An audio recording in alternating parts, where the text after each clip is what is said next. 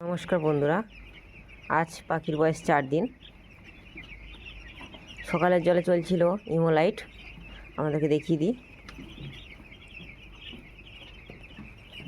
100 পাখির জন্য 5 ml করে।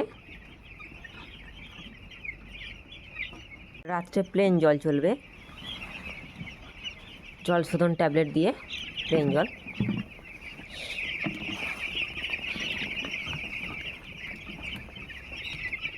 আজকে 12টা মোরালিটি হয়ে গেছে, চাপাচাপির কারণে মোরালিটি হয়েছে। রাত্রে গ্যাস ভুটার জ্বলবে।